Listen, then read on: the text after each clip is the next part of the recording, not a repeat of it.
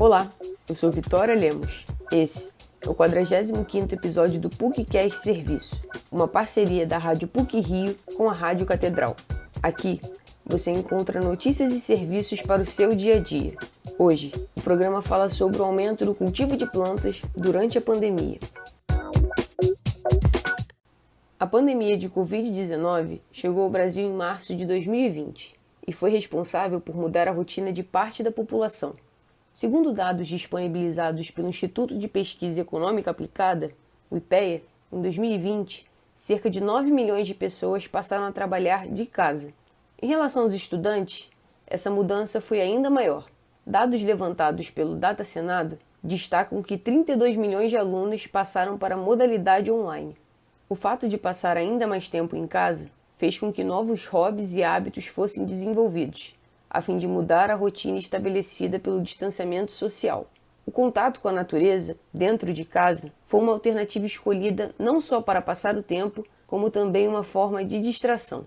Segundo dados do Instituto Brasileiro de Floricultura, o IBRAFLOR, em 2020 foi registrado um faturamento de 9,5 bilhões de reais, um aumento de 10% quando comparado ao ano anterior. Em 2021, a expectativa do Instituto é que o crescimento seja de até 5%.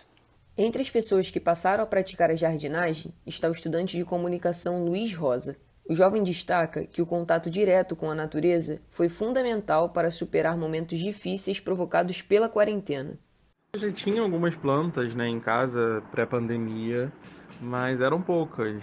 Durante a pandemia eu me vi preso em casa, acho que todo mundo, na verdade, mas eu tive um agravante pessoal que eu me vi sozinho. Eu fiz grande parte da minha quarentena sozinho e foi um baque tremendo pro meu psicológico, sendo muito sincero. E eu criei o hábito de comprar uma plantinha nova sempre que eu estava me sentindo muito triste, muito mal, e eu tinha dinheiro e a possibilidade de sair de casa. Era uma forma também de manter a minha mente focado em outras coisas.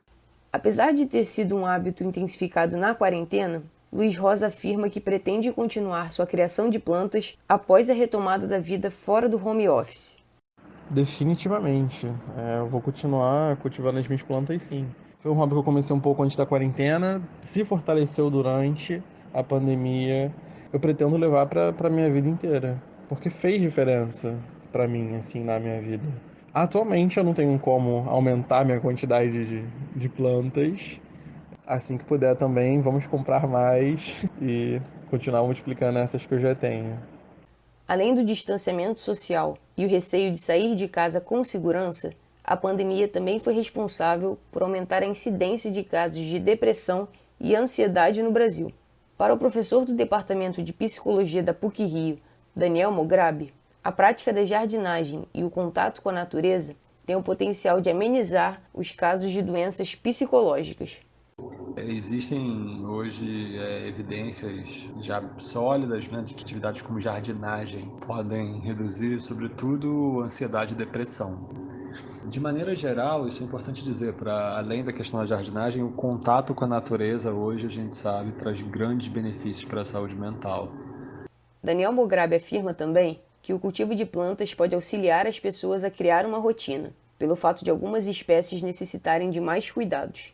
O professor destaca ainda que alguns estudos apontam a localização do jardim como um fator crucial para a comunicação entre vizinhos, o que ajudaria a evitar a solidão. Para Leonardo Silveira, biólogo e atendente do Horto das Acácias, uma loja de plantas e artigos de jardinagem, algumas espécies são mais indicadas para quem está começando a fazer jardinagem, por serem fáceis de cuidar e terem um bom custo-benefício. A gente aqui indica plantas para interior, Então, uma zamioculca, que é uma planta que bebe pouca água, pode ficar em ambiente sombreado, é muito resistente. A gente indica também as jiboias, que são plantas pendentes, que a maioria das pessoas que vêm para cá, elas gostam dessa estética das plantas pendentes. É uma planta também que não bebe muita água e é super resistente e funciona bem tanto em sol quanto em sombra. Peperômias também, são super fáceis de cuidar, plantas baratas, que gostam mais de ambientes sombreados também. Ederas, todas essas plantas assim, que estão mais em alta, na parte de decoração de interior mesmo. Então são plantas bem resistentes, têm um bom custo-benefício.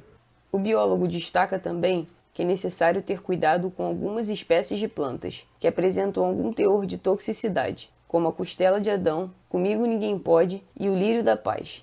Isso porque elas podem causar algum dano à saúde de crianças e animais. Para evitar qualquer tipo de problema, Leonardo afirma que é indicado entrar em contato com um pediatra ou um veterinário, caso haja ingestão de alguma dessas espécies. Esse episódio teve produção e edição sonora por Vitória Lemos, com supervisão e edição de Célio Campos. Lembramos que a Rádio PUC faz parte do Comunicar, que é coordenado pela professora Lilian Sabac. Voltamos na próxima sexta-feira. Até lá!